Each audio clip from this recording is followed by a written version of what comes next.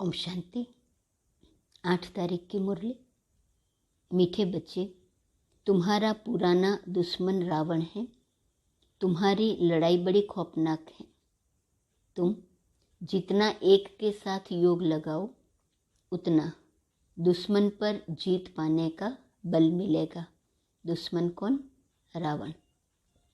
प्रश्न, तुम ब्राह्मणों की डिपार्टमेंट दुनिया के मनुष्यों से बिल्कुल ही भिन्न है। कैसे और कौन सी? उत्तर, तुम ब्राह्मणों की डिपार्टमेंट है श्रीमत पर पावन बनना और बनाना। तुम योग बल से अपने पापों को भस्म करते हो। तुम्हारी सब मनोकामनाएं बाप पूरी करते हैं। मनुष्य तो जो कुछ करते उससे नीचे ही उतरते आते, रिद्धि सिद्धि आदि सीख लेते हैं, परंतु पतित तो बनते ही जाते हैं। गीत हमारे तीर्थ न्यारे हैं। ओम शांति। इस पुरानी दुनिया में रहते हुए तुम बच्चों का इस पुरानी दुनिया से कोई नाता नहीं रहा है। तुम नई दुनिया के लिए पुरुषार्थ कर रहे हो, बेहद के बाप से वर्षा लेने। जब तक स्थापना हो तब तक भल पुरानी दुनिया में बैठे हैं, परंतु तुम्हारा सारा ध्यान स्वर्ग की सच्ची कमाई तरफ है। विनाश तो होना ही है, आसार ऐसे देखने में आते हैं। यह भी जानते हो कि इस रुद्र ज्ञान यज्ञ से विनाश ज्वाला निकली है। जरूर हमारे अथवा भारत के कल्याण के लिए यह महाभारत लड़ाई लगनी है। अभी वास्तव में तुम किससे लड़ाई नहीं करते हो। तुम तो डबल अहिंसक हो। तुम्हारे पास न काम की न क्रोध की हिंसा है। मुख्य हिंसा काम की कही जाती है। यह तो है ही पतित दुनिया। किस कारण पतित बने हो?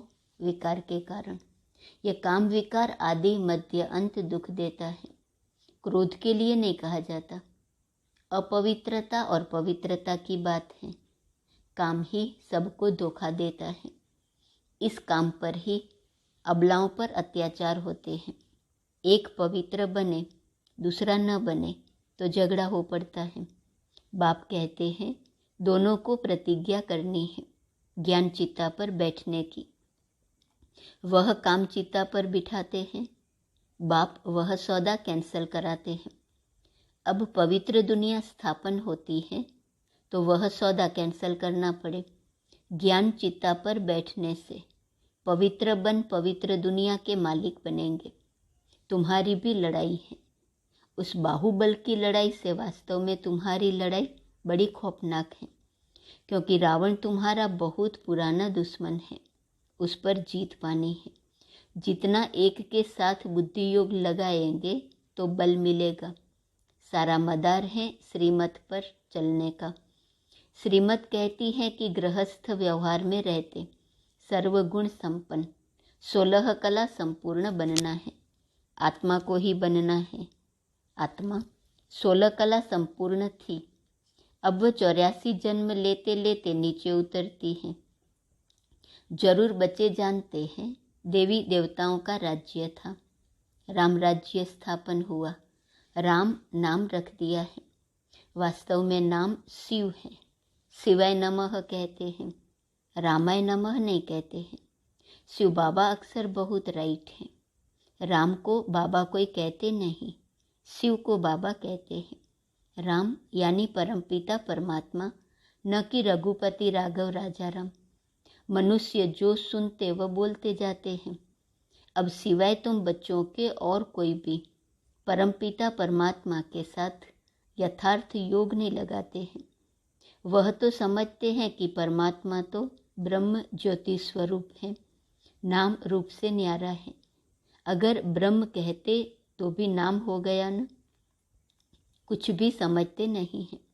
बाप कहते हैं मैं ज्ञान का सागर हूँ, मैं अति सूक्ष्म हूँ।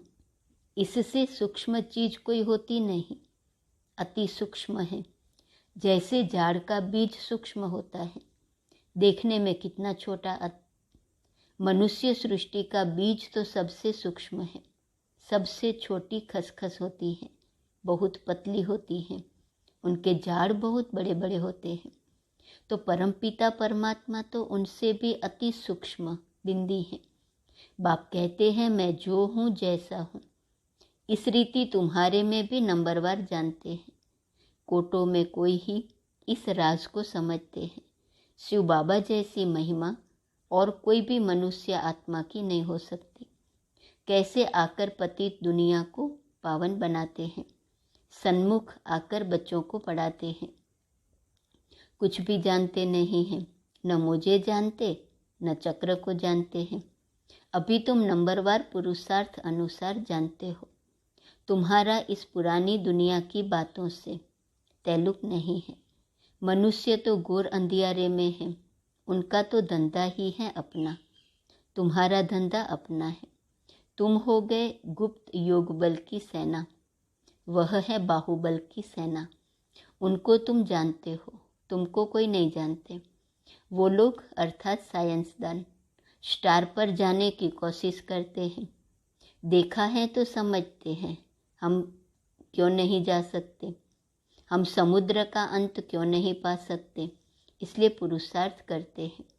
बाकी जो इन आँखों से नहीं देखा जा सकता, उनका पुरुषार्थ कर नहीं सकते। उनकी बुद्धि में तो स्थूल चीज़ें आती हैं, उनके लिए पुरुषार्थ करते हैं। सूक्ष्म से सूक्ष्म परमात्मा को तो जानते नहीं हैं। खुद ही आकर बच्चों को अपना परिचय देते हैं। तुमने चित्र बड़ा ज्योतिर्लिंगम बनाया है, तो तुम्हारी बुद्धि में भी वह आता है। बाप बच्चों को समझाते रहते हैं कि जैसे बाप की गत मत न्यारी है, वैसे तुम्हारी सदगति की मत सारी दुनिया से न्यारी है। तुम्हारा और कोई बात से ताल्लुक नहीं है। तुम सच्चे ब्राह्मण बने हो। ब्राह्मणों का विस्तार तो कुछ है नहीं। वो ब्राह्मण लोग कहेंगे हम ब्रह्मा की औलाद हैं। ब्रह्मा तो हुआ प्रजापिता, उनका बाप कौन, वह तो कोई जानते नहीं। वह तो त्रिमूर्ति ब्रह्मा कह देते हैं। ब्रह्मा के 3 रूप कैसे हो सकते। यह तो 3 देवताएं हैं, तीनों की एक्टिविटी अलग है। रचयिता तो एक ही शिव है। हम सब उनकी रचना, वहाँ रहने वाली है। ऊंचते ऊंच बाप ही सुप्रीम सोल है। सुप्रीम सोल एक निराकार बाप को कहा जाता है।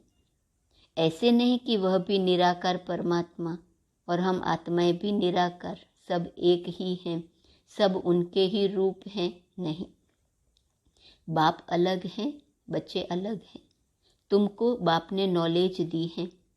शास्त्रों में तो यह बातें है नहीं कि ब्रह्मावंशी ब्राह्मणों को परमपिता परमात्मा बैठ पढ़ाते हैं। परमात्मा ने आकर यह ब्रह्मा मुख वंशावली रची है। जब चक्र पूरा हो, संगम होता है, तो बाप आकर पतित दुनिया के अंत और पावन दुनिया के आदि करते हैं। तो जरूर संगम पर ही आना पड़े। पावन बनने में टाइम लगता है। आधा कल्प से सिर पर पापों का बोझा है। योग अग्नि से जो आत्मा में खाद पड़ी है वह निकलती है। तुमको सतो प्रधान बनना है। हम जो पतित बने हैं, याद से ही हम पावन बनते जाएंगे। कितना सहज है। हमको फिर से 84 जन्मों का चक्र लगाना है। बच्चों को यह नॉलेज मिली है। बाप भी कहते हैं हम तुमको फिर से राजयोग सिखलाने आए हैं। बाप वर्षा देते हैं, रावण श्राप देते हैं। यह बाप ही बैठ समझाते हैं। इस समय बाप आकर सब मनोकामनाएं पूरी करते हैं। अशुभ कामनाएं तो माया पूरी करती हैं। आजकल रिद्धि सिद्धि वाले बहुत पैसा कमाते हैं। वह कामनाएं माया पूरी करती हैं। उनकी भी किताब आदि होती है। तुमको तो कोई किताब नहीं, शास्त्र आदि नहीं पढ़ना है। तुम्हें बाप की श्रीमत है, बच्चे पावन बनो और पावन बनाओ। तुम्हें कभी पतित नहीं बनना है। तुम्हारी यह डिपार्टमेंट ही अलग है। कल्प पहले जो आकर ब्राह्मण बने होंगे वही पुरुषार्थ करेंगे। देवताओं का देखो कैसे सैपलिंग लग रहा है। ब्राह्मण बनते जाते हैं। जो थोड़ा भी सुनकर जाते तो प्रजा में आ जाएंगे, राजधानी में आ जाएंगे ना। मौत सामने खड़ा है। खिटपिट थोड़ा जोर भी बढ़ सकती है, बंद भी हो सकती है। बुद्धि कहती है कि अर्जुन अभी थोड़ा देरी है। राजधानी अभी कहाँ स्थापन हुई है। राजाओं, सन्यासियों आदि को अर्जुन ज्ञान कहाँ दिया है। विवेक कहता है विनाश में थोड़ा देरी है, बाकी रिहर्सल होती रहेंगी। वंडर है ना। वह यज्ञ रचते हैं लड़ाई बंद करने के लिए, और भगवान ने यज्ञ रचा है सारी दुनिया का परिवर्तन करने के लिए। थोड़ा शांति होंगी तो कहेंगे हमने यज्ञ रचा इसलिए शांति हो गई। एक बार यज्ञ सफल हुआ तो चलता रहेगा। बरसात के लिए यज्ञ रचा, बरसात हुई तो खुशी होंगी। बरसात नहीं होंगी तो कहेंगे ईश्वर की भावी। जैसे कोई शरीर छोड़ता है तो कहते हैं स्वर्गवासी हुआ, फिर तो शोक करने की दरकार ही नहीं है। स्वर्ग पधारा तो अहो सौभाग्य समझो न। माया रावण ने सबकी बुद्धि को ताला लगा दिया है। तुम जानते हो हम कल्प पहले माफिक फिर से पुरुषार्थ कर रहे हैं। भारत अविनाशी खंड है और कोई दूसरा धर्म नहीं था। यह तो बाद में इन्होंने निकाले हैं। यह भी ड्रामा की भावी कहेंगे। रक्त की नदियाँ यहाँ ही बहती हैं, एक दो में लड़ते रहते हैं। बल भाई भाई होकर बहुत समय से रहे पड़े हैं, परंतु हिंदू और मुसलमान धर्म तो अलग अलग है न। वह आए ही बाद में है, तो लड़ाई इन्हों की आपस में है। तुम्हारा इससे कोई ताल्लुक नहीं है। तुमको अपनी सर्विस में तत्पर रहना है। सिर्फ 3 पैर पृथ्वी ले या रूहानी हॉस्पिटल खोलना है। फिर धीरे धीरे वृद्धि होती जाएंगी। बूंद बूंद से तालाब ऐसे होगा न। घर में भी यह चित्र रखो। बेहद के बाप से 21 जन्मों का वर्षा कैसे पा सकते हो। आओ तो समझाएं।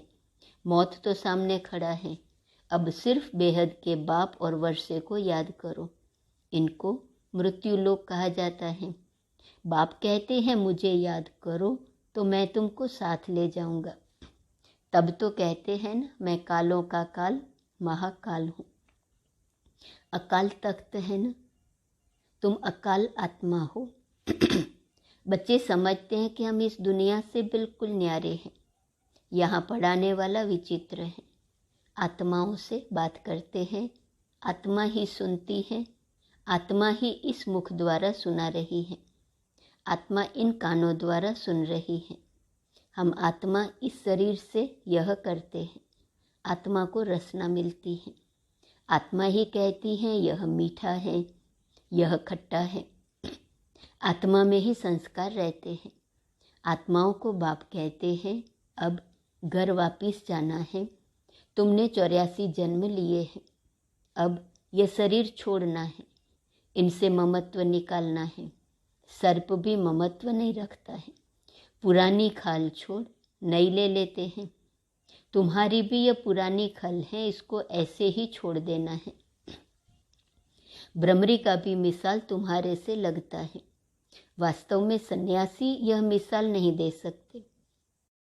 इस पतित दुनिया में सब विकारी कीड़े हैं। तुम ब्राह्मणियाँ उन्हों को भूं भूं कर पतित से पावन बनाती हो। कहती हो शिव बाबा को याद करो। मनुष्य को देवता बनाने की जादूगरी है। जादूगर, सौदागर, रत्नागर, यह सब उनके नाम हैं। अच्छा, बच्चों को समझाते तो बहुत हैं, फिर भी कहते हैं बाप और वर्षे को याद करो। बाप कहते हैं अगर तुम एक बार मुझ पर बलिहार जाएंगे तो मैं 21 बार तुम पर बलिहार जाऊंगा। यह सौदा तो अच्छा है ना। शिव बाबा तो दाता है। तुमको युक्ति बताएंगे कि ममत्व कैसे निकालो। गृहस्थ व्यवहार में रहते श्रीमत पर चलो। इसमें पवित्रता है फर्स्ट। यह रूहानी यात्रा है। सारा मदार यात्रा पर है। मनुष्य तो ढेर के ढेर जिस्मानी यात्राएं करते रहते हैं। तुम्हारी एक ही रूहानी यात्रा है जो रूह बैठ रूहों को सिखलाते हैं। इसमें सारी बुद्धि की बात है। तुम बच्चों के पास दुख आ नहीं सकता। तुम जानते हो इतना बड़ा विनाश हमारे लिए हो रहा है। तो तुम्हें अंदर में दुख नहीं आ सकता। अगर आता है तो कच्चे हैं, ज्ञान की पूरी अवस्था नहीं है। अच्छा, मीठे मीठे सिकिलदे बच्चों प्रति माता पिता बाप दादा का याद प्यार और गुड मॉर्निंग। रूहानी बाप की रूहानी बच्चों को नमस्ते। रूहानी बच्चों की रूहानी बाप को नमस्ते नमस्ते नमस्ते। धारणा के लिए मुख्य सार। पहली पॉइंट, शरीर रूपी पुरानी खाल से ममत्व निकाल देना है। बुद्धि से रूहानी यात्रा पर तत्पर रहना है। दूसरी पॉइंट, पुरानी दुनिया की किसी भी बात से ताल्लुक न रख, ज्ञान चिता पर बैठ, पावन बन, बाप से पूरा वर्षा लेना है। ताल्लुक माना संबंध। पुरानी दुनिया की किसी भी बात से संबंध न रख, ज्ञान चिता पर बैठ, पावन बन, बाप से पूरा वर्षा लेना है। वरदान, पवित्रता की श्रेष्ठता को धारण कर सदा शुभ कार्य करने वाले पुरुषोत्तम व विशेष आत्मा भव। साधारण आत्माएं जब पवित्रता को धारण करती हैं तो महान आत्मा कहलाती हैं। पवित्रता ही श्रेष्ठता है, पवित्रता ही पूज्य है। ब्राह्मणों की पवित्रता का ही गायन है। कोई भी शुभ कार्य होगा तो ब्राह्मणों से ही कराएंगे। वैसे तो नामधारी ब्राह्मण बहुत हैं, लेकिन आप जैसा नाम वैसा काम करने वाली विशेष आत्मा हो। साधारण कर्म भी बाप की याद में रहकर करते हो तो विशेष हो जाता है। इसलिए ऐसे विशेष कर्म करने वाली पुरुषोत्तम व विशेष आत्माएं हो। स्लोगन, स्वयं द्वारा सर्व आत्माओं को सुख की अनुभूति कराना ही मास्टर सुखदाता बनना है। ओम शांति। आज का स्वमान है, मैं रमणीक सो सुखदायी हूँ। ओम शांति।